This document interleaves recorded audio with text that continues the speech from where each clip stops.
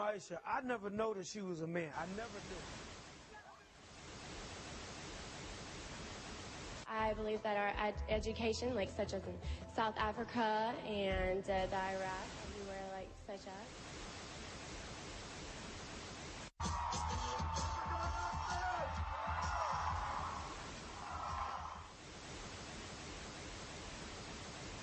Platform 8 for the 22-28-7 service to Eastbourne via Lewis. Please join flight 2. One option, placing a tracking microchip under a service member's skin. Former special operations on. And if you hear the shouting, it's a group of demonstrators who've come. 9/11 was an inside job.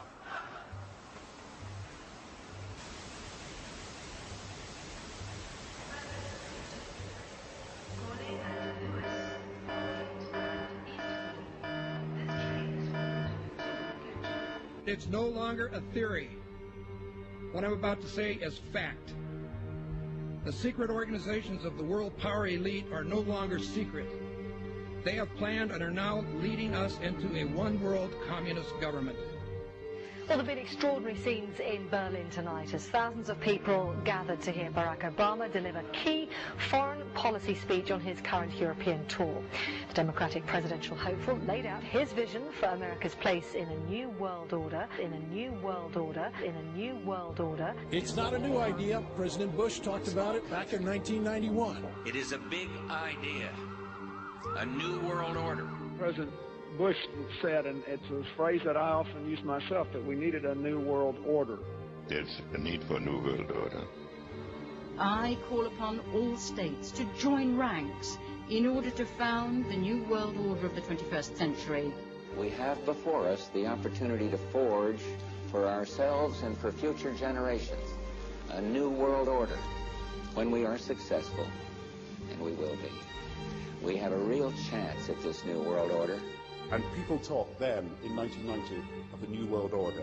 And the question for us is how we meet and master all these challenges to ensure that Britain enhances its competitiveness in the process and realizes what I believe is our destiny of success in this new world order. So, in conclusion, ladies and gentlemen, a new world is emerging. It is a new world order with significantly different and radically new challenges for the future. And people better understand that they mean exactly what they're saying. It's a new world order they're trying to create, and they're trying to do so not only without approval or consent of the governed in this country, but despite the popular will. This is a straightforward assault by the elitists in this country. There is a global meltdown coming. It is a global depression, and one world currency and one world financial system is the end game. China said last week they want one global currency. France said yesterday or the day before that they want one world order, a new world order, at the end of this event. Gordon Brown will today call on fellow world leaders to seize the opportunity created by the worldwide economic crisis to create a truly global society. The Prime Minister will use a high-profile speech in the City of London to say that Britain, the US and Europe should join together to create a new, stronger and more just world order.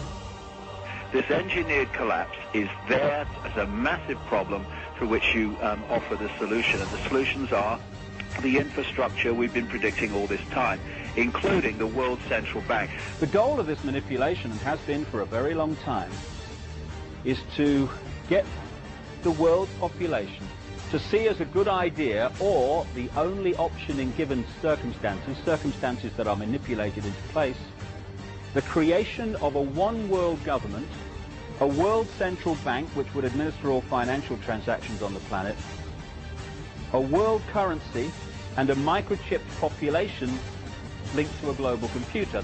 The wealthy elite who have the money and the power know that if they can create a one world global social system, that they can control the central authority.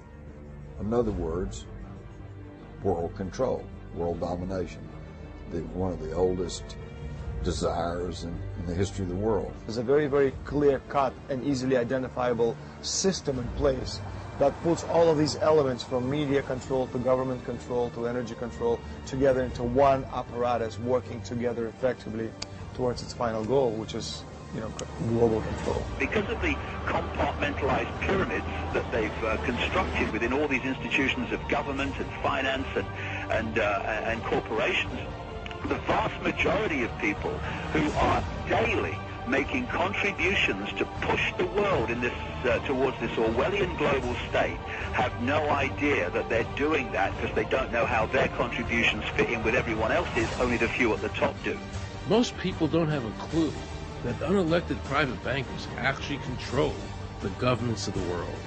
There is this cozy little myth that is perpetuated between politicians and the media.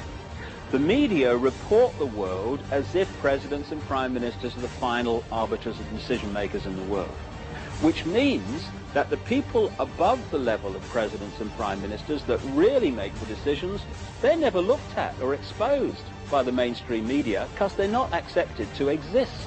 The central bankers of the world are working together to create a one-world government. A global police state as sinister as anything George Orwell ever wrote about, where every person on the planet Earth will have an RFID chip implanted. It is the first implantable microchip for humans that has multiple security, financial, and healthcare applications. More than 100 law enforcement officials in Mexico are having microchips implanted in their arms. The chips allow a person to be scanned, sort of like a cereal box at the supermarket. Just like the microchips implanted in the necks of dogs and cats, allowing lost pets to be identified, this glass capsule can do the same for humans. A chip in everybody would be the universal monetary system par excellence, because there'd be no escape from it, and you'd be totally under the control of those who issue the electronic impulses in that chip. The problem throughout human society is that the good men and women do nothing. They don't want power. They don't want control.